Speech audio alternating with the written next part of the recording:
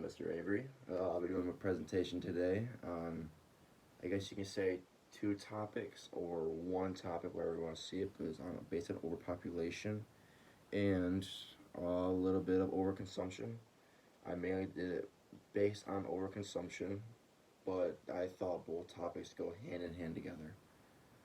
So, what I decided to do was start overconsumption. This topic is connected to many different problems in the world, maybe deforestation, the use of natural resources being used in a way that they are just stripped, used, and then just thrown away when no longer needed, and then it's wasteful, as most things are.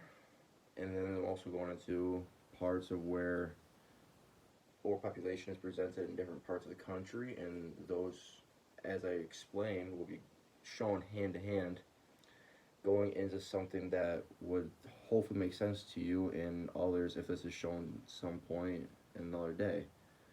But overconsumption is a problem that we are facing more and more each time as the population of the planet grows.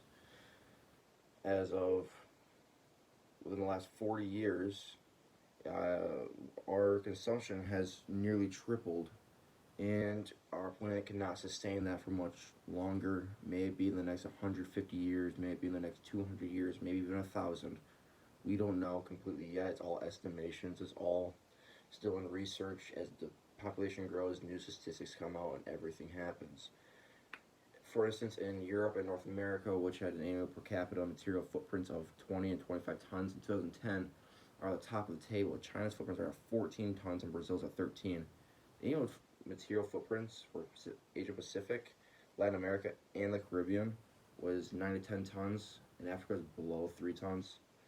Well, as you can tell, like, the more advanced you get, and I don't want to say advanced, the more industrialized, the more need for usage or lifestyles or kind of in that demand of natural resources or resources in general being used, the more is used and the more is kind of wasted.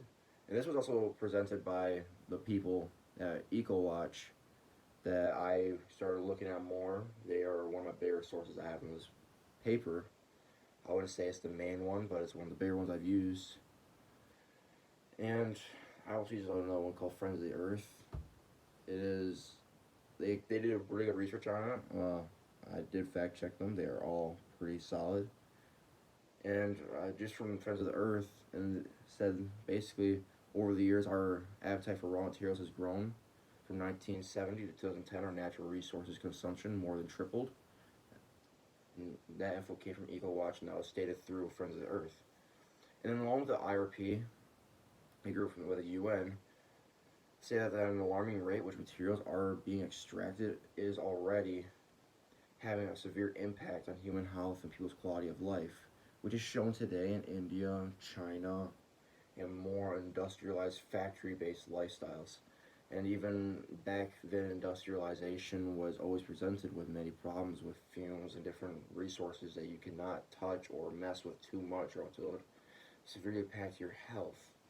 I mean, there are movies on all of that, there are books on all of that. It's been proven since early in the 1900s, even the 1800s, when you start seeing people in factories. And then also, the IRP also talked about there being a recommendation of actually putting prices on primary materials that are extraction sites to reflect on the usage. And maybe it'll push people to stop using so many resources at once and stop wanting to waste them and use each part as a valuable part and use what is actually necessary. I get that everyone wants something, and yet there's always a supply and demand, and that you have to figure out a way to maximize the supply with the demand to make your profits. But there's always a time where you need to, I believe, you need to look back and figure out what you need for that. This next topic is overpopulation. I want to talk about that as well, only due to it being actually something more prevalent nowadays, as we can all see China and India struggling with problems. And believe it or not, Africa's having that problem too. It's not talked about, but Africa is going through a boom in population. They are not set for that to happen. For, as we all know, and we all see, many of those countries are still developing, and many of those countries are still trying to grow and grow their government and all their everything they need. But with that all happening, there are consequences. As we saw, every industrial boom comes with a giant population growth with excess food and work and stuff's needed. But in times of where they are not set for that and the boom happens before them, they're kind of going to stumble backwards to where they're struggling to get back up. And that's when they need support from other countries, and it puts them in debt. That just becomes a giant mess. And I remember a few years back, not even really a few years, is back, I remember I was in 6th grade or 7th grade, they were having talks of where they were putting laws in place for China so then they wouldn't have so many kids so then they can control the population better. Which is something that is probably one of the better things that they did. Not saying that it works out the best, as you always can't keep track of everything. But it was a plan put in place knowing that they are willing to work and figuring out how to get it done. While as in India, we all know India is the second biggest populated country. We always see those pictures of poverty lines. We always see the picture of all of those people traveling on a train, not in the cart, on the side of it, on top of it, in it, in front of it, behind it. It's just jam-packed. You would think that people would fall off and die. Problem is, it actually happens. People die from trying to get from transportation. There's so many people over in India, and then their lifestyle.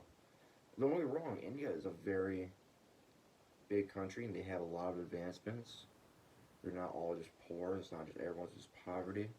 A large majority is of the rural areas outside the city, where they don't get the education needed to say they need this, and they plan their parenthood so they don't keep having children that they can't support as well. But over there, it's a lifestyle for them. More kids mean they don't need to pay people for work. They have kids to do the work with them. For that, there's problems with that. There's issues with it.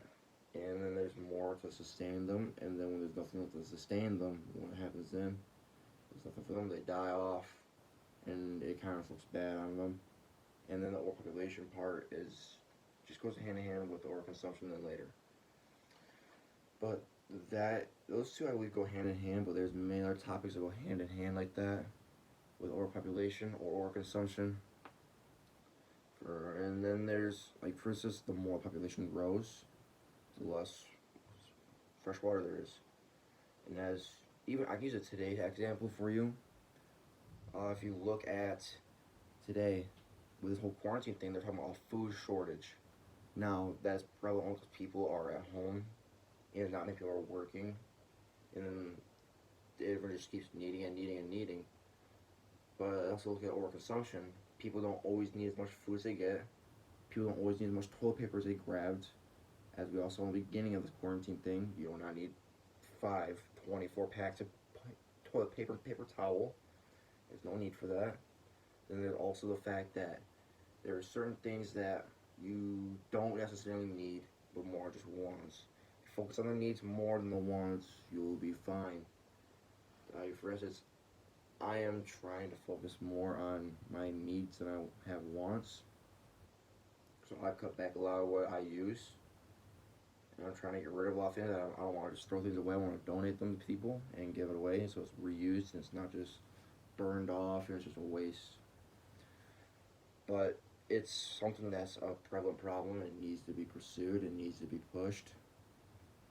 It's not just, people shouldn't look at it as a left idea or a right idea. It's an idea that we need to push for and work for it.